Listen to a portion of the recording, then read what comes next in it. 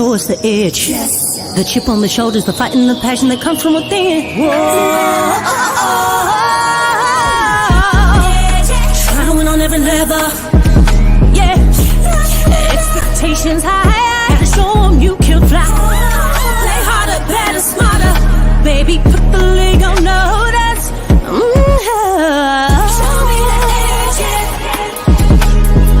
Play with the edge, yeah. Show me the edge, yeah. Play with the edge, yeah. Show me the edge, yeah. Show me the edge, yeah, yeah. Whoa, then see the walk of shame enough. Wanna see the walk of winning time to come up and bring out the alpha. Don't every play, every possession. How bad you want it, love, do you want it all? This ain't a blood of love, built for something greater. Attacking all obstacles, coming for the ring, my precious. You got the juice, the will, the heart, the fire. Show 'em the proof, show 'em that it shall be done. Show me the edge, yeah, yeah, yeah. Play with the edge, yeah.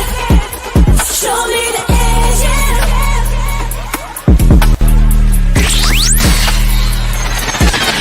You're listening to the Pelicans Post Game Report on the PRO Media Network for all things Pelicans. We just continued offensively with our force and our pace, got down the floor quickly, made quick decisions, didn't allow their physicality to disrupt us offensively, and then defensively, incredible job by all of our guys, holding them to 40% from the field and 29 from three. So, solid effort on both ends of the floor.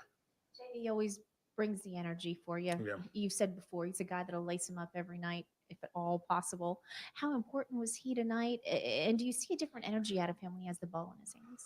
He was fantastic. And he and Sengun kind of have that matchup going, and Sengun has got the best of us, especially last game. So JV was really locked in and focused on just doing what it took to win the game, and he had big play after big play, especially in that second half.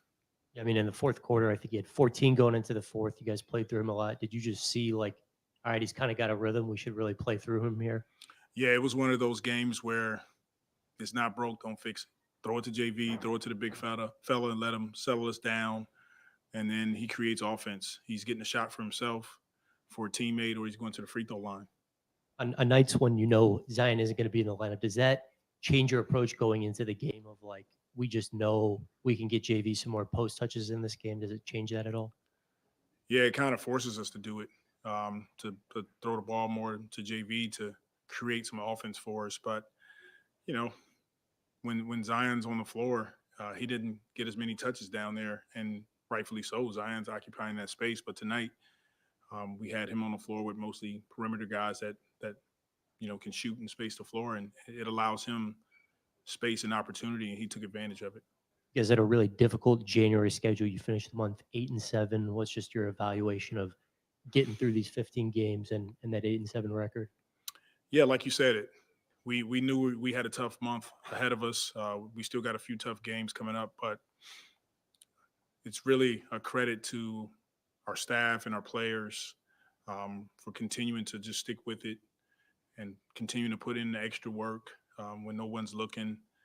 And, we'll take it. With all the tough teams that we had, we'll take 8-7. Now, we know we could have been better, and we'll try to continue to improve. But, like you said, it's good to come out of this month with a winning record. The game was close entering the fourth quarter. Then y'all opened it with like a 15-0 run. What was the key to y'all being able to really pull away there? That group that was in the game, they did a great job of getting stops. It was Najee, Jose, Jordan Hawkins, JV, might have been Dyson or Trey was with that group, and they did a fantastic job getting stops defensively, finishing the possessions with rebounds. And then one of the concepts that we continue to talk about is don't lose your pace, don't lose your force. So whenever they rebound, they was getting the ball down the floor quickly, and we were getting open looks or throwing it to the post to Jonas, and he got us going. Yeah, Coach, you kind of talked about the pace. It was steady, it was balanced. Yeah. And was that contrived for you guys, or just went with the flow, like you said? We think it can help us moving forward. When we're looking at the tape and film in the fourth quarters, that's an area that we can improve. We start to slow down. We don't go through our execution with enough force. So we have to continue to be forceful offensively, get in the sets, get the ball down quickly. If it's misses, try to get early, easy opportunities. And tonight it was more balanced. You guys put the game away on that Trey Murphy 3 there. Just what do you think of Trey stepping into the starting lineup and the minutes he gave y'all? He was great on both ends of the floor. He competed. And I love the fact that, and he reminded me of this, that he got 6 rebounds tonight. So it's something that we're talking about more and more with our wings and guards doing a better job of rebounding from that position. And Trey had a huge a part in that tonight. Thank you. All right, for all things Pelicans, you're now tuned into the Pelican Post Game Report. Much love to the flock. Appreciate y'all being in this episode of the Pelican Post Game Report, a victorious episode of PPR final. Guess what? The Pelicans get the dub. They knock off the Rockets 110-99. Man, we up in this thing. Please feel free to hit the like button. By all means, feel free to hit the subscribe button and share the show on your social media feed. We up in this thing. We got Lex and myself chiming in tonight. Pelicans finished the month of January 8-7. And man, tonight a much better effort against the Houston club. They were able to scratch out a win. Houston, up to this point, we're beating the Pelicans in the series. Now it's 2-1. We still got one more game remaining. That's coming up in February on the 22nd. So we'll be looking out for that one. So shout out to you guys. Please feel free to hit the like button, hit the subscribe button, and share. We up in this thing recapping, baby. So the Pelicans 27-21 on the season. Lex, welcome on into the broadcast. Pelicans get the dub tonight against a Houston team. They gutted it out. They actually used Valanciunas tonight against this team. I wonder whether his performance was at the game before, and they finally got it going. So just round of applause for Coach Willie. How about that? Go ahead, Coach Willie. There you go, Lex. Round of applause for Willie. Not bad tonight, Lex. Let's hear your thoughts. We back in the win column. Much needed win. I did agree with Tramal. It was a good win. I think the team they did good enough to get the win, but I mean, it's there's definitely still more, because obviously the Rockets are, they're number 9 right now, but we're back in the win column, and this was after going up against a lot of juggernauts as far top seeds in the East and West. It's just a much needed win. I do like the fact, like you said, Big Q, that they went to JV, and not only did they go to JV, but they kept going to JV. A lot of Lex, no self-sabotage tonight. They kept using them. They didn't pull them out. Yeah. Went all the way through. Got the W. How about that? Yeah, I'm pleased with that.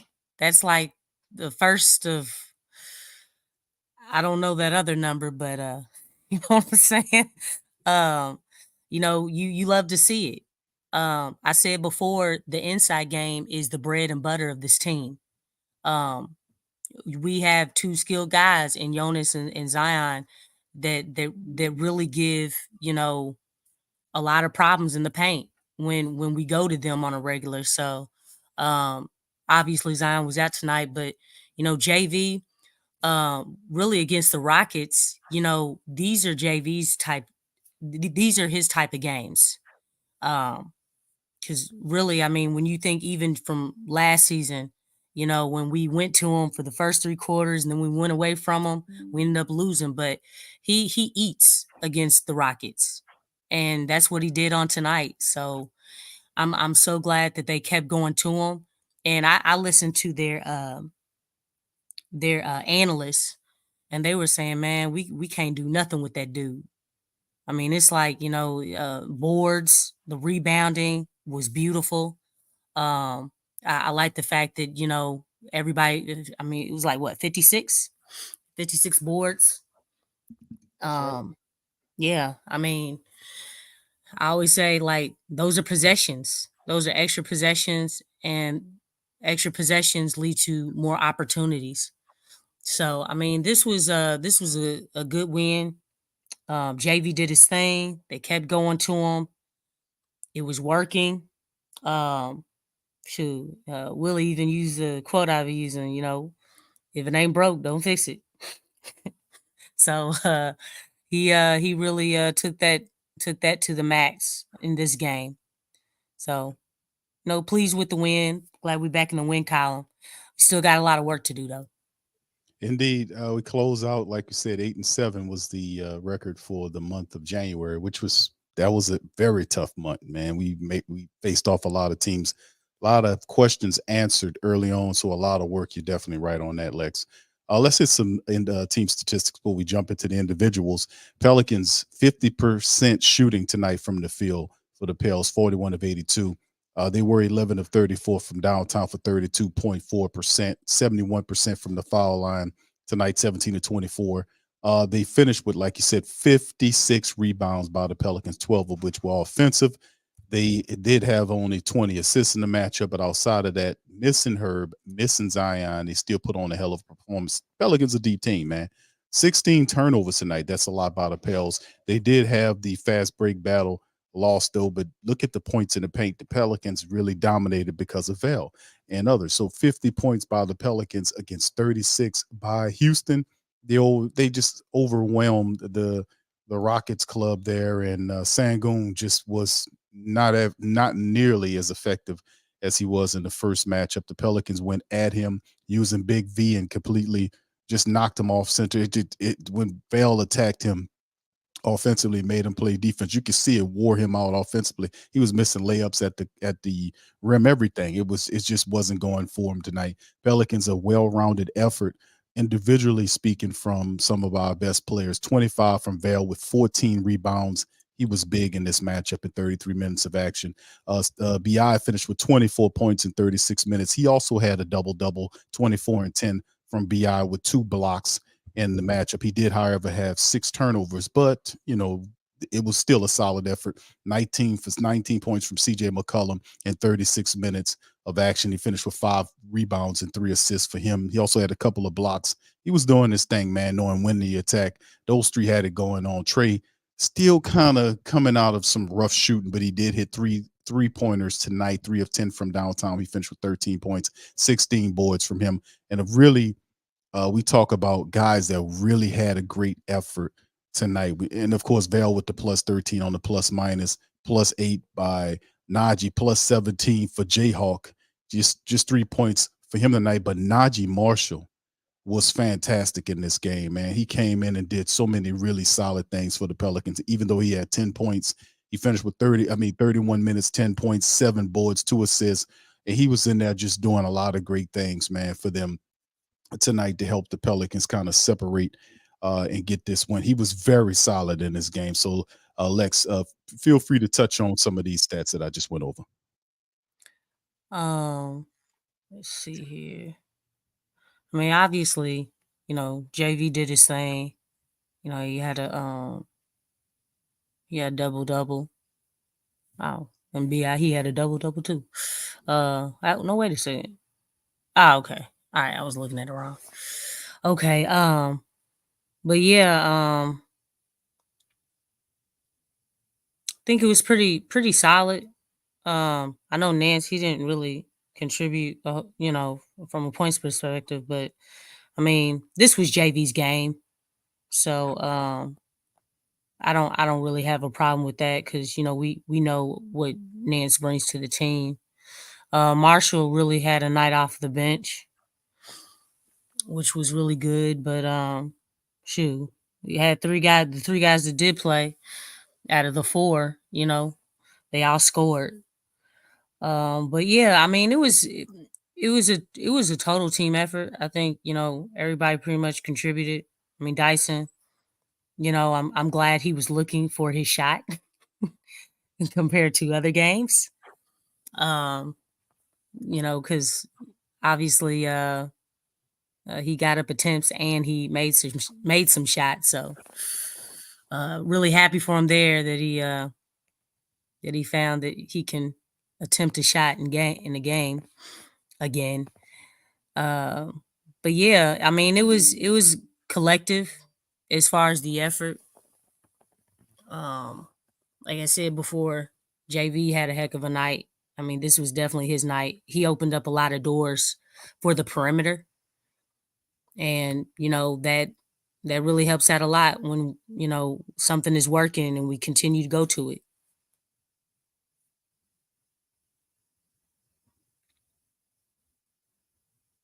Where'd you go, Big Q? Hello? Oh wow. All right.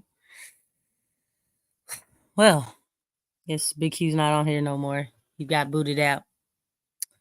But let's see. I'm not seeing anything right now. I gotta make some adjustments, y'all. Hold on. Give me a second.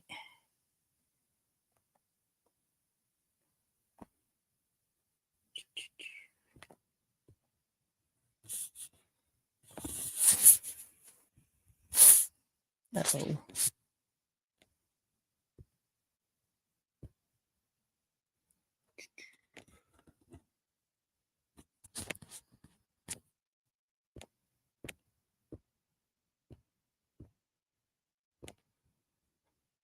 Hold on, we having some technical difficulties here.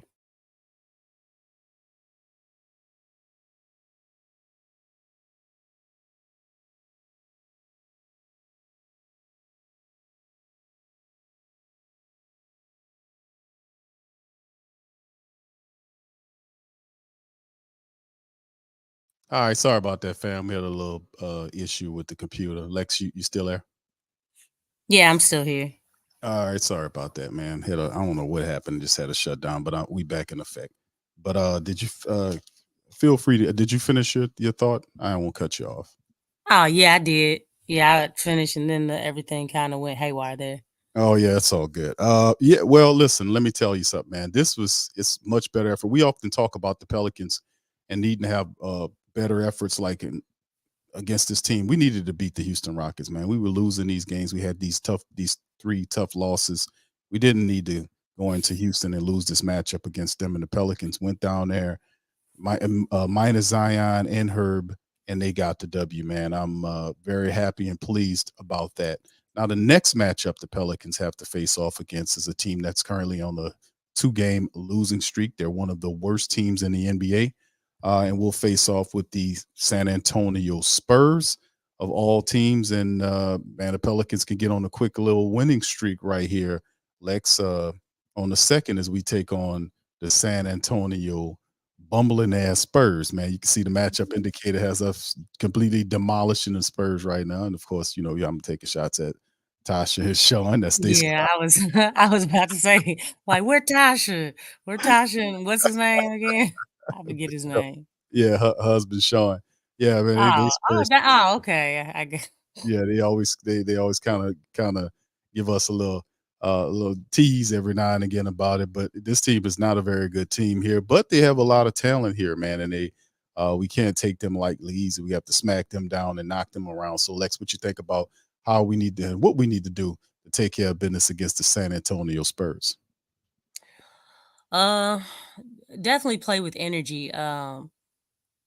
Like I always say, I know the Spurs have been losing and all that stuff, but just want to put that to the side because this Pelicans team needs to work on some things.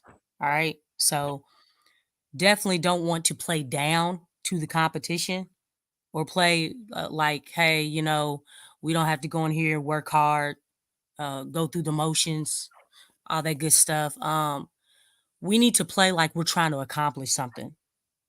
Like we have a goal in mind. Obviously, the Spurs, they don't have a goal in mind. I mean, they're developing, their young players, developing Wembanyama. But for this Pels team, we need to look at this. Look, this is another game where we can get better as a team and trying to polish and finding the identity. Try to build some consistency in playing at a high level. And that's how I look at this game. We just need to continue to play better. One game back in the win column, that's great. But it's like, what are we going to do from here on out with these next few games? It's just the mentality has to be right. Because I don't know about everybody in the chat, but I honestly do not want this team to be a play-in team. Right now, I think we're still in the AC, Big Q. Yeah, let me pull up the no, actually 7th right now, Lex. Okay, so I guess after this win, we hold on a different page. Yeah, but yeah, I mean that's still like playing contention. It'd be nice to like be for sure be in that top 6. And I mean it's all about the expectations. I know I mentioned like it's one game and they played okay and everything, but I don't think this is one of them games like you want to jump up and down about. It's like, yes, good, y'all were supposed to win. Let's grow from this, and that's actually a good thing. So it's all about where our expectations are for the team, and I think we can all agree we want the team to be a playoff team. So if we want to be that type of team, be up there with the like the upper teams, the teams that we just faced and convincingly got wins against us, then we got to step it up. We don't just want to settle, for a win against the Rockets, which the Rockets, they're what, number 9. So, we just we got to continue to get better and find our identity, because that's still in the cards. But yeah, we got to have the right mentality against this team. Go in here, show the defensive prowess, the offensive prowess, the chemistry, to improve upon that and get this win. But it's definitely the mentality. I think this game right here is more so about the Pelicans and less about the Spurs. Like, how are we going to approach this game? Yeah, surviving the month of January. It's not exactly the record I wanted, but it is a winning record, 8-7 out of January. Some tough basketball matching up with the Rockets, and then one more road contest against the lowly Spurs club in the cellar in the West. Like I said, this still the NBA. Any team could beat you if you don't bring it that night. And the Pelicans really need to close out the road trip with a good win off against the Spurs. They currently are leading the series 2-0 to nothing. It'll be good to just sweep them out. The last game is in April the 5th, to be honest with you. So anyway, Western Conference standings as it looks, family, right now currently, you see what the T-Wolves, Thunder, Clippers, Nuggets, Kings, Suns, and Pelicans in the 7th spot. And then it's the Mavericks, Lakers, and Jazz that rounds out the top 10. So indeed, Lex, you're absolutely right. We don't want to be in the play-in. We want to be in the play. We don't need to have nothing to do with the play-in. We need to make sure this team is good enough, and they got to get their stuff together and get inside that top 5, man. So if you look at some of these games, the Pelicans are really just one game in terms of just if you look at the Kings and Suns, it's very close. Yeah. I mean, we don't want to be straddling the fence like that, man, because really what's been happening is the Mavs, the Pels, the Suns, and the Kings, those 4 teams have just been shuffling the cards. There's just been switching in those prospective places. I think the Lakers, they've been, in the same spot where they've been, but yeah, between the Mavs, the Pels, Suns, and Kings, all those teams have been shuffling. between 5, 6, 7, and 8. Yeah, you're right. We got to break away. We got to break. And the Suns weren't even in the picture at first because they were trying to find themselves. Well, they've actually done that, and they've been playing well of late. So, we don't, we got to break away upward, trending upward, not downward. So, I always like to keep things in perspective, and that's the biggest thing is like, what is the Pels? What are we trying to do? We trying to be a playing team, a borderline playing team, or top 6 seed, top 4 seed, and whatever your expectation is, that's how, you got to look at it. So, Indeed, if you look at a couple of these games, like you mentioned, the teams outside of the Suns who are of the last 10 games is the standings show. They were 8-2 of the last 10. Pelicans and Mavericks 4 of 6. Lakers, Jazz 5 of 5. The Kings have been 5 of 5 of the last 10 games. So this will be a good time for the Pelicans to kind of pick up their play, man, and their effort as we get closer to the trade deadline, and then of course ultimately the All-Star break, and then coming out of the All-Star break and preparing for the rest of the season, getting ready to make a strong push. So all of this time, all of these reps mean something to our squad. And of course, let's cover before we leave the stream, fam. Y'all hit the like button for me. Let's talk about a little trade breakdown, a little trade information for the family members. And this is from Windhurst that was shared by another person on Twitter. Pelicans have sniffed around some potential trades for a center upgrade utilizing Jonas, his expiring contract, and some draft capital. That's Wendy Windhurst. And also the Pelicans might be willing to trade Dyson Daniels in the right package.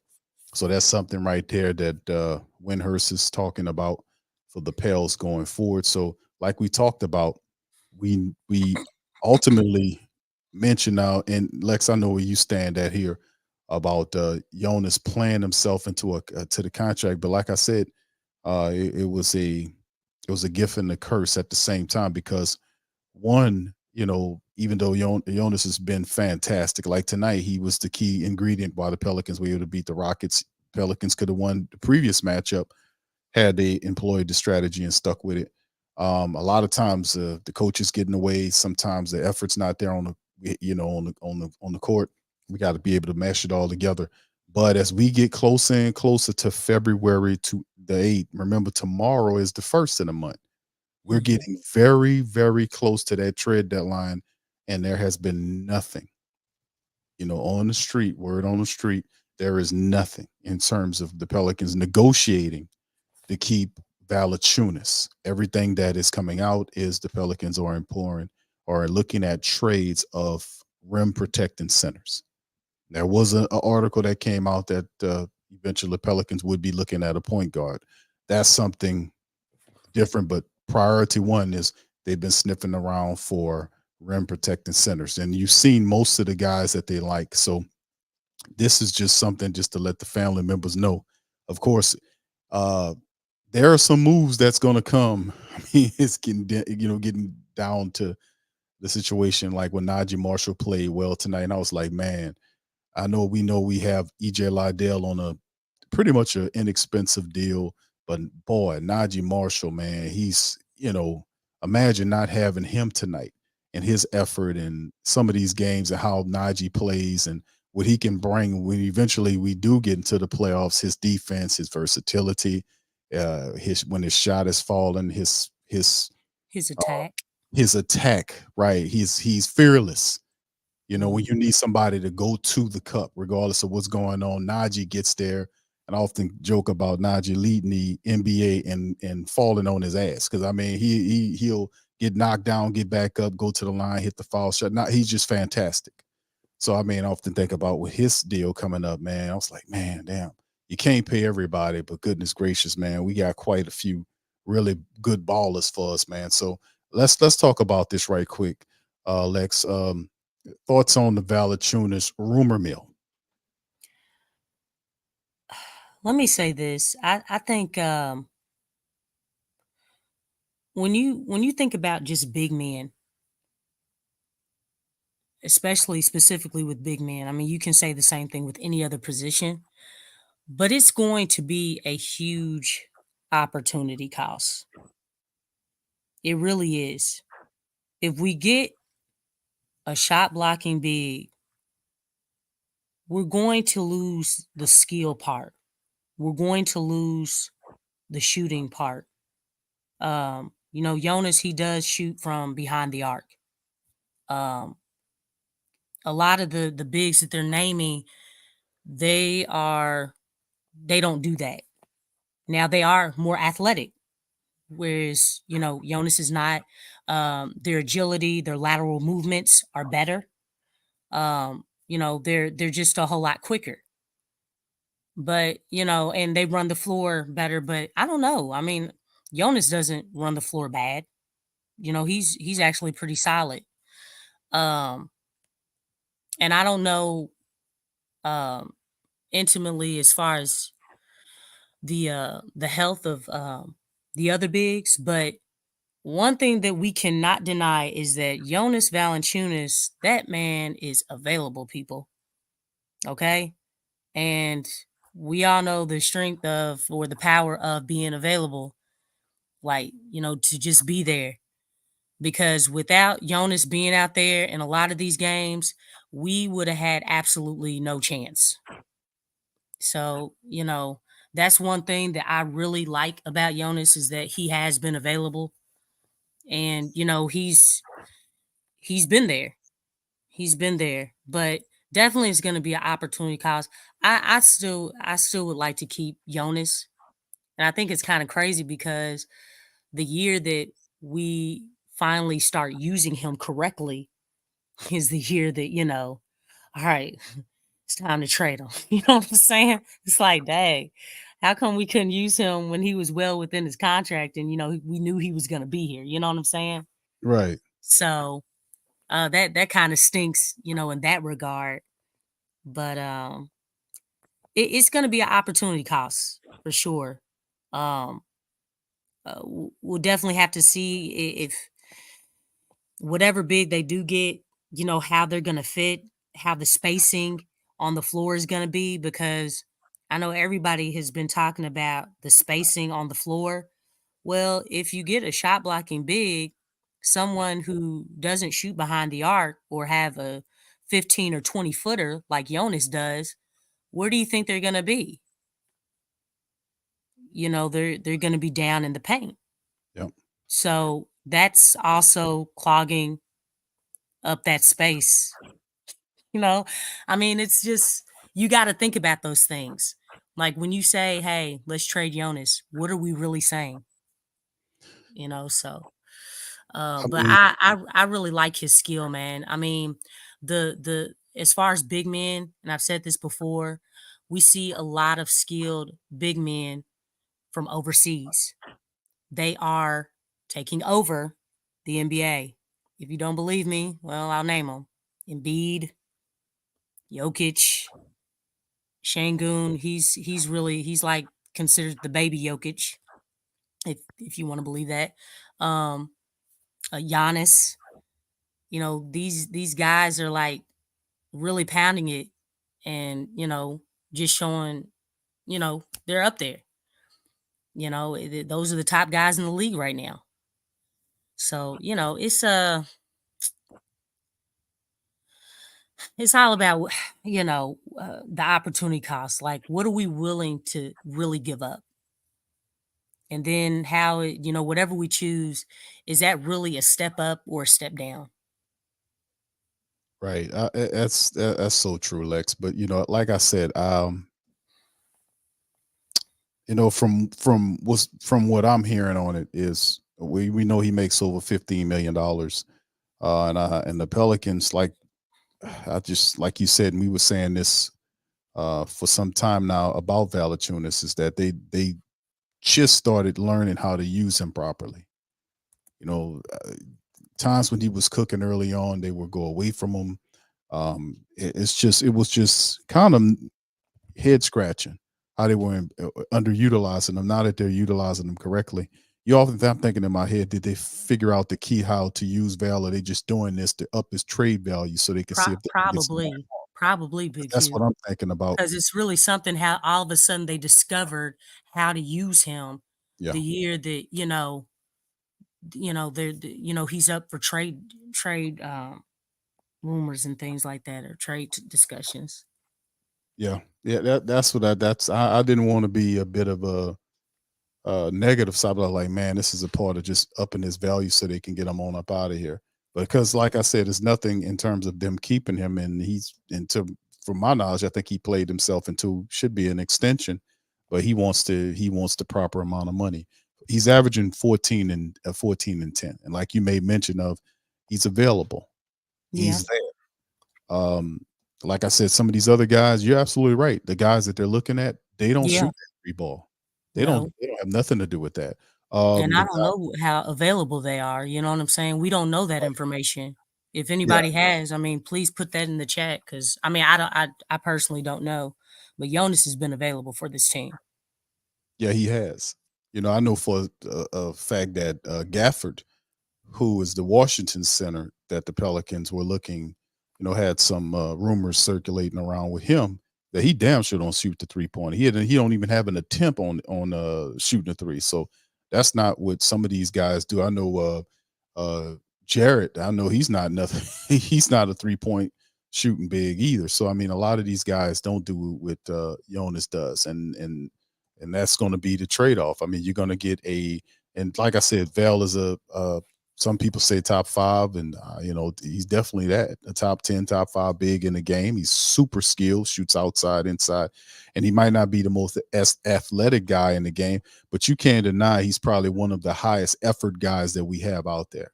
Despite the fact that he's slow, he still tries to run, and in many cases, even though a lot of his fellow teammates are more athletic than him, I mean, from an effort standpoint, he runs the floor. He's in great shape. Val's in great shape. He And, just and he not does well getting rebounds too, man. I don't know how many times we talked about rebounds. Mhm. Valanciunas, man, he gets rebounds. Some of those other guys, and because he's a walking double-double. He is. I 14, don't know how 15, and 10. consistent guys, those other guys are getting rebounds, but we know for sure Jonas is a walking double-double, hands Numbers down. could be a lot better too. Like we talk about the underutilization aspect of it too. Yeah, that's In true. some of these games, like we were matching up against smaller teams, like against the Celtics, that should have been the Pelicans all Yeah. night right there. Bread He and did. butter. That's what if you would have utilized the Jonas option, I think you would have got that game against them. But They ultimately, couldn't do nothing with them. right. So I mean, we went away from it, and that's that self-sabotage thing. But anyway, tonight the Pelicans did get the W. They handled the business. They improved. Let me get the stats on screen. Well, the standings for the family members once again to show them exactly where we're located now in the Western Conference standing. Pelicans are currently 7th in the Western Conference race. There, as you can see, a half a game back of Suns and a full game back of the Sacramento Kings. Next matchup, the stinking Spurs. Let's hope the Pelicans can take care of business about them and keep on moving it. Then, of course, once that's happening, the Pelicans do return back to the city for a home matchup against the Toronto Raptors. So anyway, that's what we got. That's all we got tonight on this version of the Pelican Post Game Report. I'd like to give a special shout out to all the family members, the flock, the faithful, man, for chiming in on this episode. And listen, Appreciate y'all feel free to please hit the like button, hit the subscribe button. By all means, feel free to share the show on your social media feed, man. We will return. I think it's on the 2nd. Pelicans will be back for the final of the little road trip that they're currently under. And we're now out of January, family, into February. Of course, the trade deadline are, several days away. The All-Star break is it's damn near this. And then after we get through all that, then we get down to the nitty-gritty with the rest of the season and the push that need to happen. So a lot of stuff is going to happen in the first week of it. We'll see who's going to be here, who's going to get traded, what are the Pelicans going to do to kind of construct and put this team together for this current playoff run after the All-Star break. So we'll get a glimpse of it. We've been talking about it for the last several weeks, but we'll finally see what happens in the next several days of what the Pelicans going to do. Is V a part of the future, or perhaps somebody else? Man, I don't know. I'm getting a bad feeling about B. being here, man. I'm just going to be honest with you on that, Lex. I'm getting a bad feeling about V. I think it might be trade, bro. Yeah, it's been picking up here of late. I did want to point out something the DB was saying is mentioned free throws too. A lot of those big men, I don't think they really shoot free throws well, whereas Valanciunas shoots free throws very well. And I know how serious you are talking about hitting those free throws, Oh Big my Q. goodness. So we got that coming too. If we trade Jonas, free throws are going down, people. That's what that means. Indeed. And Lex, the speaker, you talking facts to the highest degree because he shoots almost 81%. Hey, you can't be mad about The that. regular season, 81% for his career. He's 79% flat, but he shoots almost 81% from the foul line for the Pelicans. So you can only imagine when we get a Opportunity costs people. Yes, indeed. Yeah. Not gonna get that. They're gonna throw all that out the window for a switch it all big that protects the rim. That's what they're looking at. So yeah, opportunity costs indeed, Lex. That is true. That is definitely true. So anyway, with that being said, we're gonna get out of here, man. I appreciate all y'all for chiming in. Hit the like button, hit the subscribe button. We'll pop back up on the 2nd as we recap the Pelicans matchup against the San Antonio Spurs. So much love to the family. We're gonna holler at y'all. Go ahead, Lex. Jay Black was saying Dyson and Hawk made the Rising Stars too. Oh, cool. Okay. For the All-Star weekend. Oh, cool. Thank you, Jay Black. Yeah, you know what? And Hawk, man, he definitely deserves it. Yes, indeed, man. And that's big, man. Dice defense has been pretty good, but his offensive game has not been very good. Although I did like the little what he had, the little floater inside the inside the lane. He's been hesitant to shoot the 3 ball. I wonder if Coach Fred's been working with Dyson Daniels on shooting his 3. You know, he worked with Lonzo Ball and formulating his shot. He worked with several other players. He's helped Herb Jones hit his shots, hit that 3, form that 3, and get confident shooting that 3 while he's wide open. I wonder if he's working with Dyson Daniels as much as he's working with those guys, man. If Dyson, man, his offensive game, man, has improved than what it was last year, and that wasn't saying much because last year was kind of, but this year here, man, let me tell you, he had a wide open attempt, and that son of a gun, he pulled it down. He cycled the ball to him, and he didn't even think about shooting it. He just drove it. I was like, damn, bro. That's no confidence in that 3-point shot at all, man. He got to get working on that, man. Yeah. He need a little bit of Jay Hawk up in him. Yeah, he got plenty of confidence. Right. He got Hawk, he got Trey. I mean, he got shooters around him. A CJ, he got guys around him that can kind of help him out with that, man. That'll be a really good part of Dyson's game, man.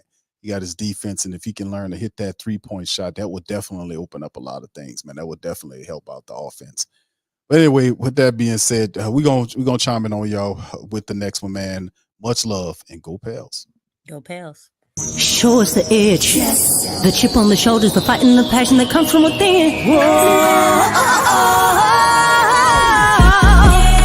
Try to win on every level. Yeah. Expectations high. Gotta show them you can fly. Play harder, better, smarter. Baby, put the league on notice. Show me the edge, yeah. Play with the edge, yeah. Show me the edge, yeah. Play with the edge, yeah. Show me the edge, yeah. Show me the edge, yeah, yeah. Whoa.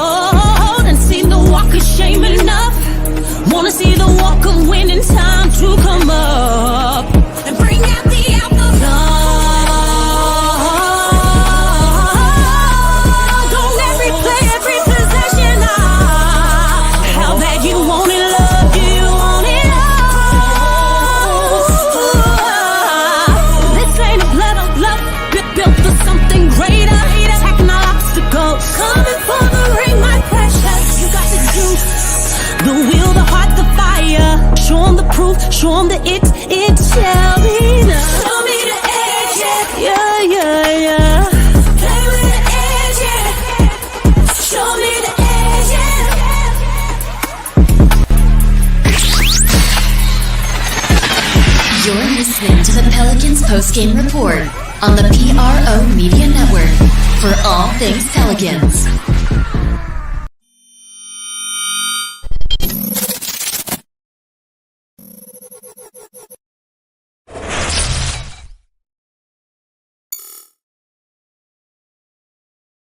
TheWhoThatDaily.com. That's right, TheWhoThatDaily.com. Your one-stop shop for everything New Orleans Saints, New Orleans Pelicans, LSU Tigers, even the top flight boxing news. So if you're a Who That and you're looking for a place to stay up on your team, TheWhoThatDaily.com is your site. TheWhoThatDaily.com for the sport Who That in all of us.